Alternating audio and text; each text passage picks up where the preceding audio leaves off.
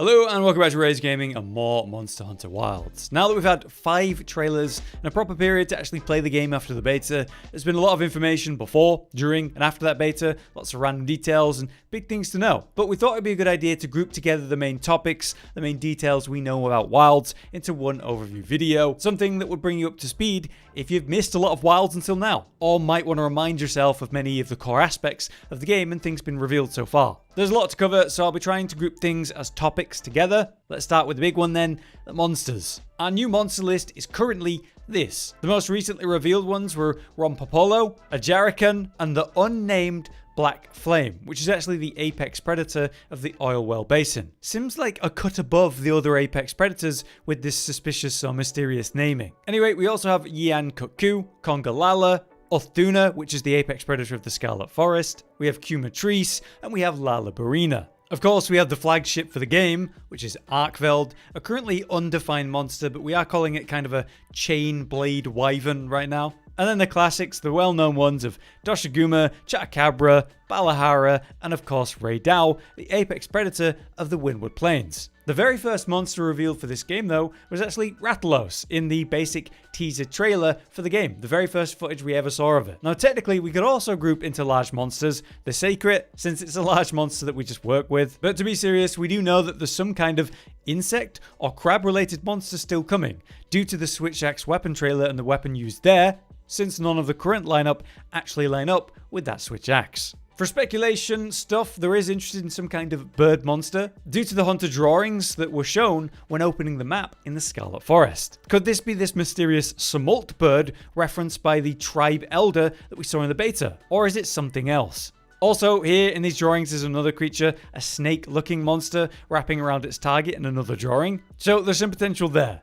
One other monster we fully expect, though, is rathian, considering the fact that we have Rathalos. This then suggests a potential 19 large monsters so far, and if we expect a 4th locale to be revealed, and probably about 4 more monsters to be revealed when that is, that gets us to 23. Looking back at World, they had 30 plus monsters at release, Rise had 40 plus, so somewhere around that number would make sense, meaning there's still a lot left to be revealed. On the topic of monster behavior though, there's now hordes of monsters during special moments, like say the first story mission we've now seen when you play the beta. There's also going to be smaller packs, little group of monsters that, roam around together, with one being a big bad, an alpha among them. That's the monster you're probably hunting. We've seen this as doshaguma, the big red one, compared to the others. But we now know that yian has been confirmed also to be a pack monster, as suggested in its cinematic reveal, where there was loads of them. But the other handler, if you spoke to him during the beta, he'd talk about this new behavior of known monsters too, how they're even being seen in packs where before they wouldn't, such as yian, but probably other returning ones we don't know about may travel in packs as well. What about monster nests though? That's an awesome new detail. Something we're seeing in Wilds is how some monsters get a unique nest that enhances properties of the fight. So the first example we're going to give is obviously ryozo that we saw in the beta. This electrified crystal area is a perfect location for ryozo to fight in, because that's the same crystal that covers its body. It harnesses the energy of the thunder that it uses and expends it out, and in result, the AoE size of various attacks gets echoed and even extended. So fighting ryozo in that nest is much more dangerous. Fortunately, there was a special kind of pod there that would nullify this effect in certain areas wherever you shot it.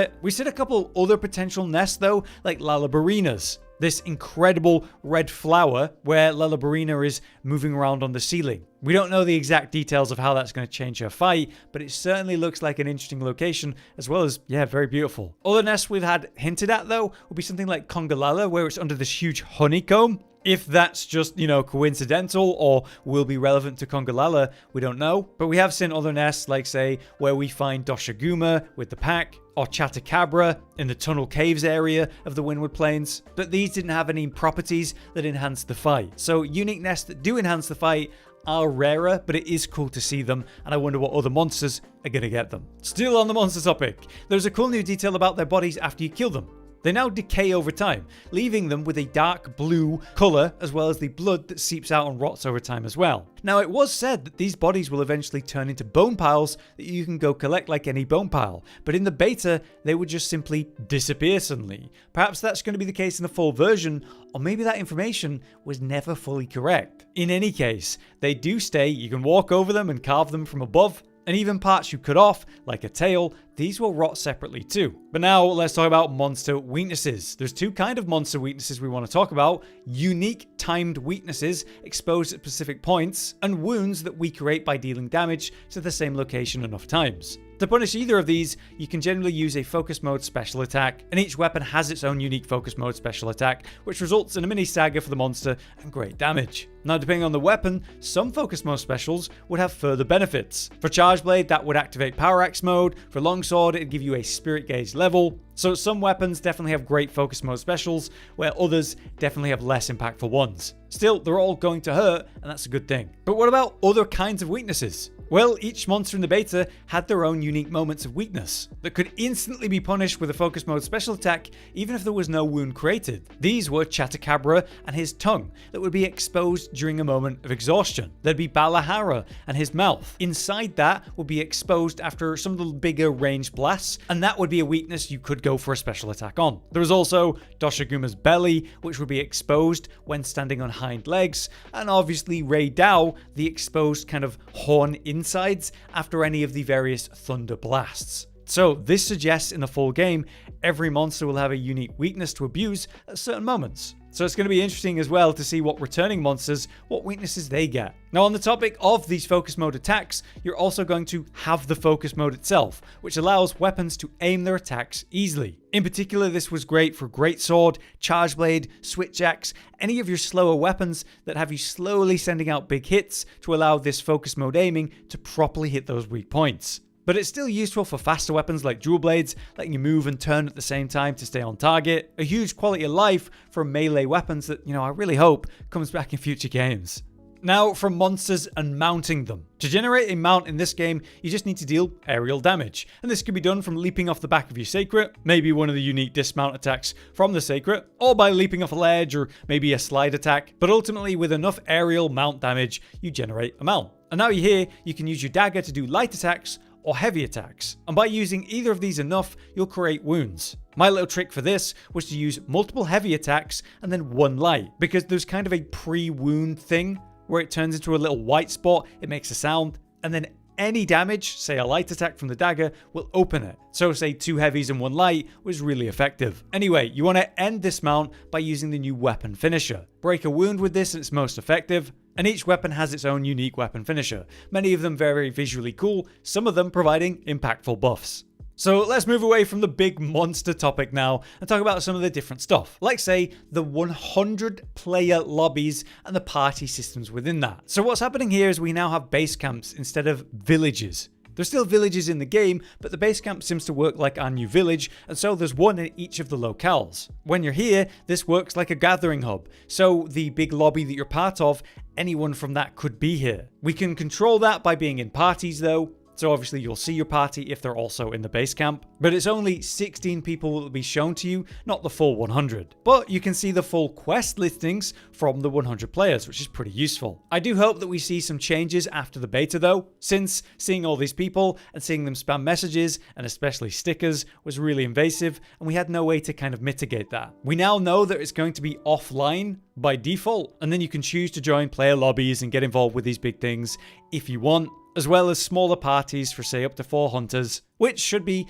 less invasive on your general hunting, because quests don't instantly end now when you finish a hunt, and in terms of cinematics, they're going to be more smoothly involved with that. Anyway, we're going to expect probably 4 base camps in the game total, since we've seen one in the Scarlet Forest, the Windward Plains so far. We haven't quite seen for sure the Oil Well Basin, and we are assuming there's going to be a 4th locale, as we'll talk about. But those base camps in particular, yeah, you should view them as basically a village that's in each locale. So there's going to be a tent there to do all your equipment stuff, there's going to be a handler, a smithy, your merchants, a research center, and maybe more. Where we're going to have access to the training grounds, we don't quite know. We have seen like an image of this mechanical monster to attack. It's a very important thing, but it wasn't in the beta, so for now we don't know. Like I said though, we currently know of 3 locales. There's the Windward Plains, which is where most footage is shown because we had the beta there and lots of gameplay stuff. But there's also the Scarlet Forest, since we've seen some reveals of that and some dev gameplay. And lastly, we have the Oil Well Basin, which appeared in Trailer 5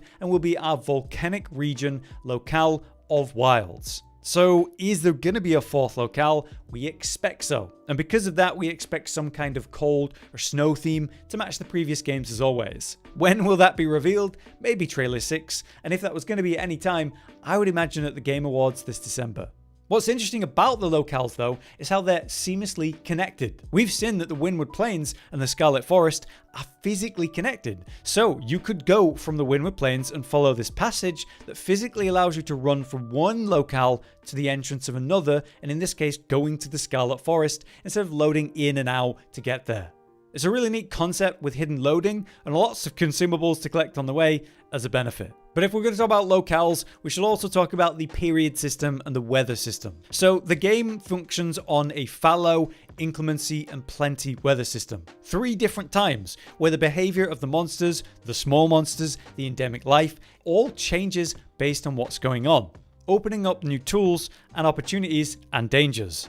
It's also been shown that some monsters appear at specific times. For example, in a time of plenty, congalala spawned during this period in the Scarlet Forest gameplay. So it's sim that you're going to find him during the time of plenty, probably in the time of fallow, where he probably leaves. This can also be shown for, say, the storms, because with all of the Apex monsters, they seem tied to their weather system and storm, which occurs in the time of inclemency. So Ray Dow shows up during that storm, Duna, their storm, and then the Black Flame seem to spawn specifically during this overheated fire spring, at least during trailer 5. In regards to that weather system then, we know of 3. We have the Sand Tide, which is essentially a lightning storm in Windward Plains. We have the Downpour, which is a rainstorm that raises the water level in the Scarlet Forest. And then lastly, we have the Fire Spring, which is like fire and a heated environment in the oil well basin. This is why, again, we're thinking there's going to be a kind of ice 4th locale, and the weather system will be tied to that probably. But all speculation. What's interesting is how there's also a separate village and group that exists in each locale, and we're referring to these as the tribes.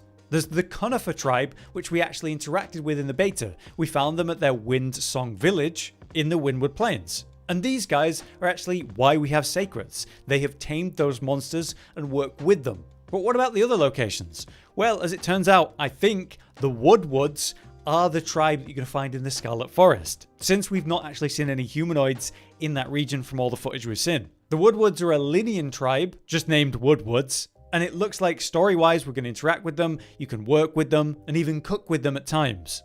The other tribe we know about is the Everforged tribe, the Azus, found in the oil well basin, and these guys are skilled craftsmen, basically using the materials of that region and techniques from, their own tribe and the history to, I assume, create impactful things.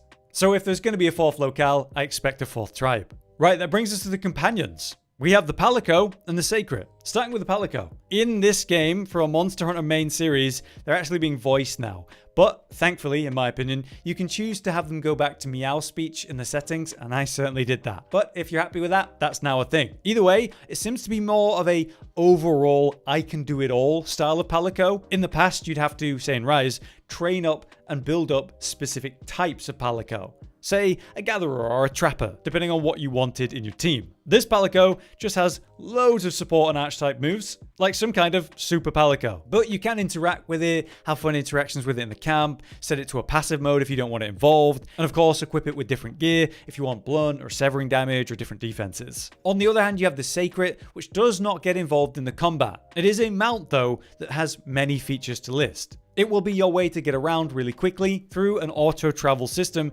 if you have a main objective, a quest, or maybe a waypoint. You can also turn that off and just go in whatever direction you want though, and it's able to clamber around the environment really well, climbing up vines, crossing up terrain you couldn't get across, even gliding through the air. At times though, you will be restocked mid-hunt, and to access the Seikret's unique pouch, you press left on the D-pad. This reveals whatever you've been given, and say you're on a specific hunt, maybe you're dealing with a monster that goes underground, you might even be given some screamer pods to help you with that, alongside a restock of health potions and so on. The Seikret's really impactful though. If it doesn't fight directly, it can still help you. Like if you get knocked down, you can press up on the D-pad to have it come and help you, and it'll pick you up off the ground to get you out of a bad spot. The Seikret has an auto dodge for at least a few damage ticks, so you can be protected even when that happens. You also get a unique dismount attack for each weapon. Some of them are whatever, some of them are quite impactful. Like the longswords one is a counter. Pretty crazy. So the Seikret's going to be very useful in and out of combat and for getting around, that's for sure.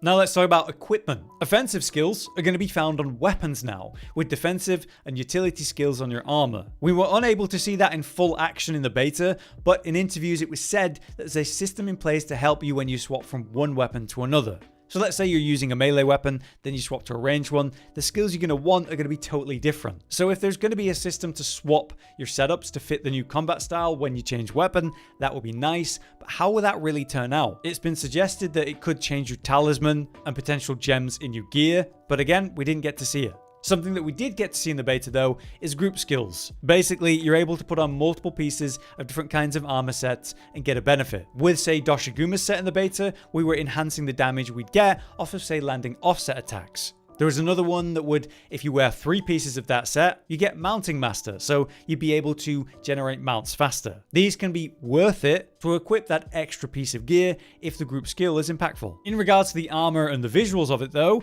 there are some good news. Firstly, we have genderless armor, finally. And on the topic of layered armor, the director of the game back towards early September confirmed that layered armor will be in the game, which essentially allows you to change what armor set is visually showing on you compared to, what you're actually wearing. To quote, once you unlock it, you'll be able to freely create any layered armor you want, and they still have plans for extra special layered armor that will be paid DLC. So as usual, things that enhance your power, it's not something you can pay for, but they will still be doing cosmetic stuff that you can buy if you want. But if we're going to talk about equipment, we need to talk about weapon swapping. As you likely know, there's 14 unique weapons in Wilds, and they've had lots of updates and changes in this new version. We've got lots of videos covering this stuff, as each weapon is a massive topic in itself. But for this video, I'm just going to highlight the fact that we now have 2 weapons at once now. You swap between them by pressing right on a D-pad on the controller. We choose which 2 we have by changing your equipment in, say, the tents. But what do we expect people to actually use? Probably your main weapon you're actually caring about, and then a secondary one for utility. What we saw a lot of in the beta for speedrunners was heavy bowgun, to benefit from the demon ammo that buffs your damage, sleep ammo to put a monster to sleep and then, double damage wake up, status application, range damage in general. So that seemed very good, but the expected other alternative was hunting horn because you could play buff songs and then swap to another weapon. Though it does seem like they weaken when you swap weapon, so maybe not as good as we thought. But remember, you can pick whatever you want for fun. Now on the topic of gadgets and tools, there's a lot to say. Pods are back and you're able to use your grapple. For pods, there's loads of different kinds, like the lure pod. You can hit a monster and have it follow you for a period, which could be great for stopping a monster leaving you or dragging it towards a trap. Flash pods are back, are still going to be used to blind monsters or even knock them out of the air. Screamer pods are great, you shoot them into the ground and unearth underground monsters, such as into the sand to bring out a balahara. Paint pods are back in a new way, which are basically used to ping locations for your allies in multiplayer. And then we have dung pods and even extra large dung pods to shoot monsters and force them to run away, great for separating monsters and those new packs. But there are actually many other pod types you'll find in different locales for different purposes. Some monsters drop them, some are found at specific times, like say the period of fallow, or by using endemic life. So, experiment with them. On the topic of the grapple though, this is used in a lot of different ways. You can grab, say, items without dismounting using it, harass monsters to get aggro, grapple onto stuff to swing and climb. And it's even used mid-combat in some cases, like with the hammer and its ability to drag itself forward to evade. But let's talk about offset attacks. This is kind of a new counter system. Some weapons have offset attacks, which work by throwing an attack out, and that collides with the monster as it's throwing its attack as well. So for this one, as a counter system, it's a bit tougher than an instant counter, requiring a bit of foresight. But the result is good. It knocks the enemies off balance, exposing them for a unique follow-up attack based on the weapon you're using. In the case of some weapons, this could be a very relevant perk, like Power Axe mode for the Switch Axe. Another new attack type that we got to talk about is the sneak attack, which is when you go up to a monster that's unaware of you and perform a sneak attack. This can be made easier by stealthing and crouching through bushes, or even using a ghillie mantle so it doesn't notice you. However, when you land the sneak attack, it results in a big bit of damage and a little mini stagger for the monster. If this is how you're engaging on the monster, that can be a great way to move in, do some damage, build up some benefits. and then maybe dodge or counter the standard roar that happens at the start of a fight. Sneak attacks can be used to deal great damage though, and even happen mid-fight, because for some reason when a turf war occurs, the monster loses sight of you and all aggro, allowing you to quickly get an extra sneak attack off if you were unaware. But yeah, some sneak attacks benefit other weapons more than others, like say again with a switch axe, it'll do the heavy slam, which provides power axe mode. So learning if there's any extra benefits of your sneak attack is worth it. Another mechanic then we got to talk about is clashes. Weapons that can guard can build up a kind of clash meter. Whenever that meter is full, you can't directly see it, you might just randomly trigger a clash on a normal guard. From here, you just spam the button on screen, probably triangle on a controller, and then force the monster back. This can be followed up with a unique attack for every weapon, some of them comboing into some of their most powerful moves, or just enjoying unique buffs after the clash. So yes, lots of new combat mechanics. Let's talk about lots of utility and quality of life stuff. Like say barrel bombs and traps, these can be put down and then picked back up again, which is really, really nice, especially in the form of traps. When you put one down, a monster just leaves. On the topic of barrel bombs though, you can now pick them up and throw them, which works as a great wake up. What about the new sharpness system? Sharpening your weapon no longer requires the full long animation if you don't need it. So when you sharpen 3 times, it's a long animation, but it restores the full sharpness of the weapon. Thing is, you can now interrupt that to benefit from small bursts of sharpness, even usable mid-fight. So if you let the animation play out just once, you'll get a little bit of sharpness, which might get you back into green or higher or something to maintain higher DPS, which could be worth it. Cooking is back, but it has changed a little bit as well. Basically, it's 3 sections. You have your base, which is the meat or fish or vegetable, and that's going to result in attack up or defenses, element defenses. And then you have your extras, which could be, say, mushrooms. And then you have your finishing touches, like spices and honey. They'll provide different kinds of buffs, so you look for the kind of skill buffs you're going to benefit from the most. Continuing on with the quality of life stuff then, what about the new questing system? Now you can open up your map and see the active monsters, or what monsters are going to come up. With this, you could create a quest with them right there, or just put a waypoint on them and go attack them. Dealing damage to a monster you find will also create a quest after enough damage. But there's still going to be your handler, your tent, your quest board stuff to choose specific quests too. But it is kind of an investigation style system right from the beginning. As you can see, we've got star levels to show the difficulty of the monster, which can be higher or lower based on RNG, but also it shows rewards listed. So if that one has a play or a gem, that's going to be a guaranteed reward if you go after that monster, which is going to be great when we're first gearing up. I also want to reference the map itself.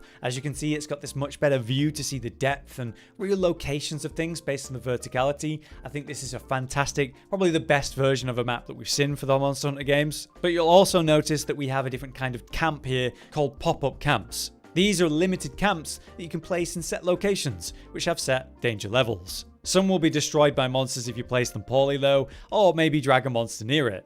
So, pop-up camps, you're going to want to place them in safe or mostly safe locations. And since you have a limited number you can actually place, you also want to consider where it's going to be relevant for long-term fast travel use. One final in-game mechanic I want to talk about is the support hunters, which are back. There's main NPC ones that are going to help you, people that are involved in the story, and then just kind of generic ones that you can summon in. You do this by using SOS flares, and there's settings here that you can choose to only allow NPC hunters to come in rather than other players. I view this as kind of like an inbuilt easy mode if things are really hard, and that's not a bad thing at all for the game. Why I say that is because having more people near you gives a monster more targets to attack other than yourself, giving you space to attack freely or heal up without danger. This is undeniably a really helpful thing, but it will scale the monster's health and therefore the length of the hunt. So, give and take. But if something was really hard, I would view this as a way to make it easier, and I think that's a good thing to have in the game.